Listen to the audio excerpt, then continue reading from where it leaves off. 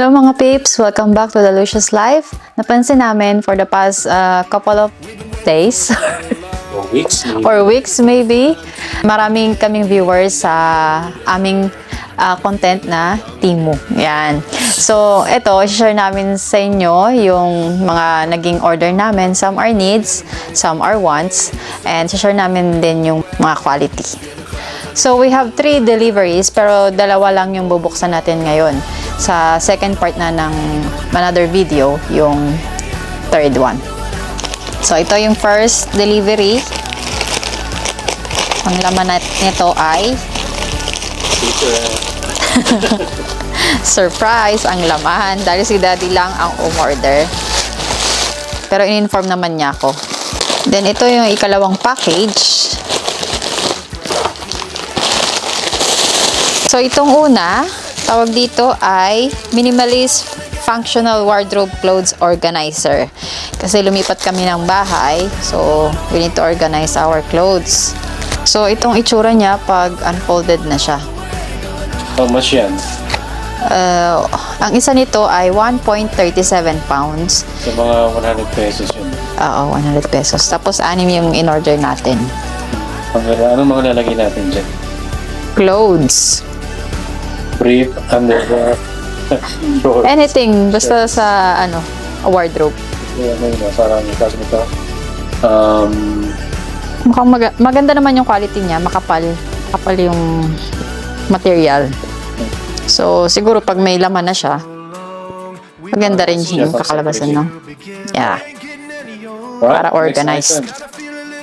Next item is LED makeup mirror.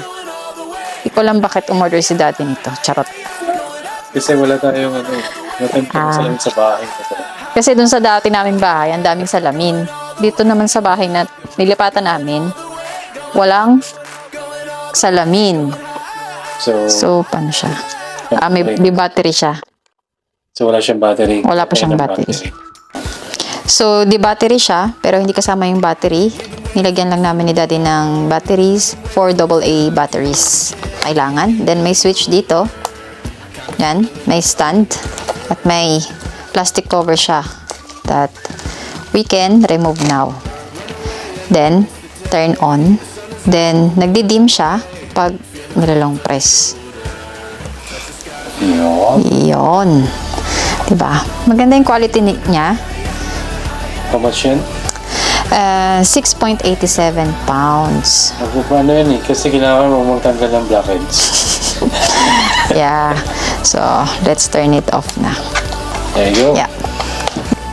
Next one is tissue holder. Kasi, Tissue na.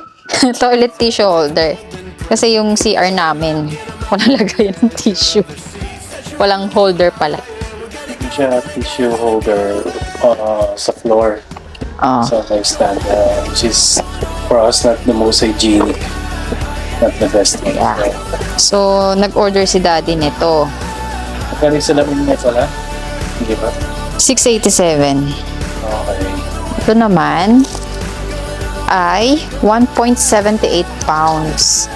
Diba? So, mga 115, 120 pesos. So, ganyan siya, no? Tama ba ganyan? So, yan yung part na ididikit mo. Wala na siyang kasama pang iba. Ay, meron pa siyang. Ito yung ididikit sa wall. Tapos pag dinikit mo yun sa wall, I-attach mo dito. i-book mo na lang, no? Yeah. Mo na lang. Yeah. Then, dito yung tissue, toilet tissue. Then, you can put your cellphone here or anything. Let's put na lang wipes na lang doon. Yeah. So, mukhang okay naman siya. Wipes, We'll see. maghuhugas ka na, lagyan mo yung cellphone. Yeah. Alright, how much yan? Sinabi mo na, no? 1.78 pounds. So, ang 1 pound is nasa, 70. 72. I-multiply nyo na lang. Yeah. Maybe, I don't know, mas mura din sa Pilipinas or hindi. Sabihin niyo. Put it in the comment section below. And is that the last item? Yeah. This is the last. This is, ano nga to? Carpet, no? Soft carpet. ano lang yun? Ang size niya dito sa description hindi ko makita. Malaki siya. Malaki siya actually.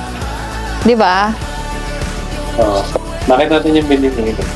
Kasi yung flooring ng bahay namin ay kahoy. Unlike doon sa dati namin, carpeted yung buong floor sa kwarto. Dito kahoy. So ang lamig-lamig.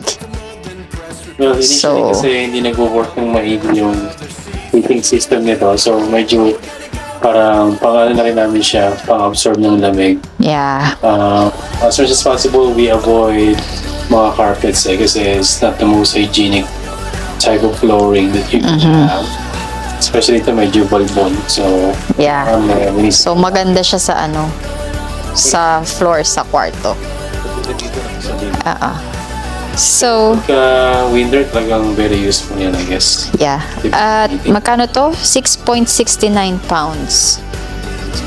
Nakita mo na yung measurement dyan. Ang measurement ay 120 by 160. Hindi pa ibang cut siya. And gray yung in-order namin. Gray and white. So, parehas lang siya. Ano siya magkabilang side ng bed, no? So, not bad naman siguro, no? So, Yung quality niya. Sabi mo sa quality ng lahat ng pinamili mo, are you happy? Or as expected at least? Yeah. Good quality for the price na binayaran natin. Okay naman siya. Alright. So, legit ba ang team mo? Yeah, legit. Legit naman siya. Legit naman siya. Dito sa UK, somehow, legit naman siya. Kasi kung hindi siya legit, matagal na siyang ban or whatever. Though may mga security concerns yung iba, hindi namin sure kung okay yun. But ang tip na lang siguro, gamit kayo ng phone na walang masyadong nakasave ng mga detalye. Lalo na yung mga confidential details, passports and all that, bank details. Kung meron kayo extra phone, yun siguro nakasave na gawin. Lovely. So, yun lang. Ilang items bali yan lahat? So, 1, 2, 3, 4. 4 items. That's it. So, overall, maganda yung quality. Yung price, reasonable siya. At happy kami sa naging purchase namin today. At kung may hindi kami nagustuhan, pwede namin siyang i-return or i-refund nila sa amin yung binayad namin. At yun lang. Kung may question kayo, please comment down below at try namin sagutin. Thank you so much for watching. Always remember to share your smile and spread the love because life is delicious. See you on the next one. Bye! Bye! Bye! Well, babe.